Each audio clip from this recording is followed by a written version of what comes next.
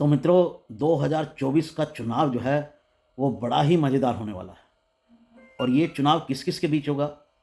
ये चुनाव मोदी बनाम कांग्रेस नहीं होगा, मोदी बनाम राहुल गांधी नहीं होगा, मोदी बनाम एंटायर अपोजिशन ऑफ इंडिया नहीं होगा। ये चुनाव होगा मोदी बनाम entire opposition of India plus पूरी दुनिया। ऐसा मैं क्यों कह रहा हूँ? अमेरिका के एक उद्योगपति हैं, जॉर्ज सोरस। उन्होंने आज घोषणा कर दी कि वो मोदी के खिलाफ जो लोग हैं उनको सपोर्ट करेंगे। ये वो व्यक्ति हैं जो अमेरिका की डेमोक्रेटिक पार्टी को सपोर्ट करते हैं, जो ओबामा, जो जो बाइडन, जो करंट प्रेसिडेंट हैं अमेरिका के, उनके कैंपेन को फाइनेंशियल यानी पैसे की मदद देते रहे हैं। उन्होंने कहा है कि वो भारत में भी डेमोक्रेसी लाना चाहते हैं और अडानी के मुद्दे पर नरेंद्र मोदी को जवाब देना होगा। यानी कि भारत में डेमोक्रेसी और अडानी, ये दोनों मुद्दों को कौन उठा रहा है? आप समझ सकते हैं। राहुल गांधी का एजेंडा यही है।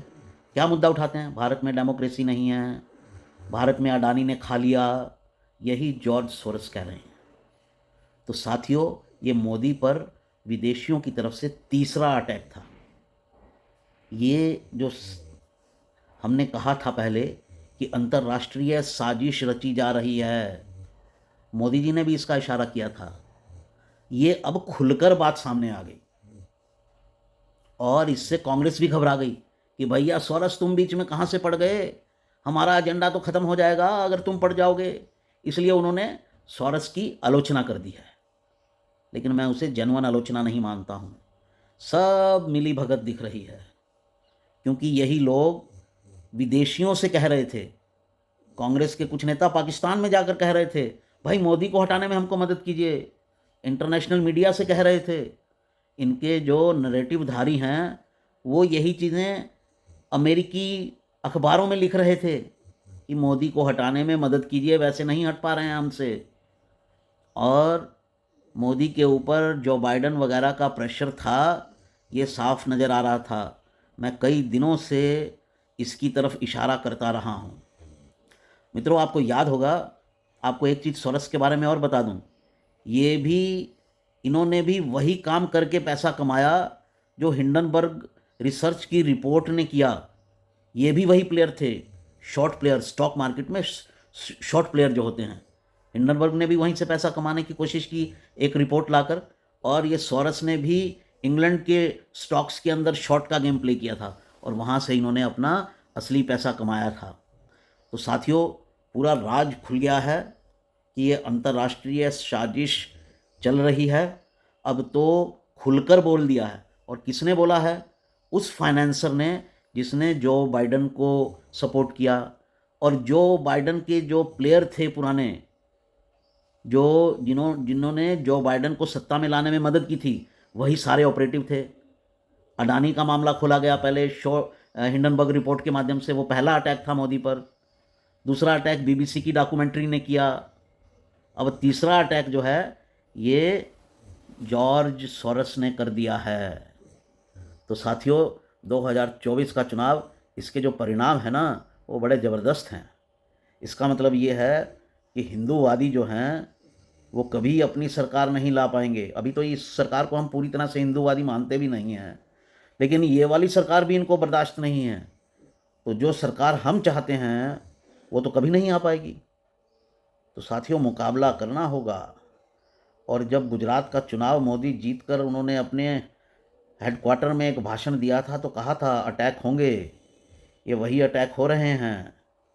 साथियों, 2024 का चुनाव जीतना तो बहुत ज़रूरी है, क्योंकि अब ऐसे लोगों को, एजेंडाधारी लोगों को, जो भारत की संस्कृति और भारत की सनातन परंपरा और भारत की हिंदूवाद के खिलाफ हैं और अपना एजेंडा हम लोगों पर थोपना चाहते हैं, उनको तो हराना ही होगा। आज सुप्रीम कोर्ट ने भी गेम कर दिया है चंद्रचूड़ जी जब से आए थे लग रहा था ये गेम वाले हैं।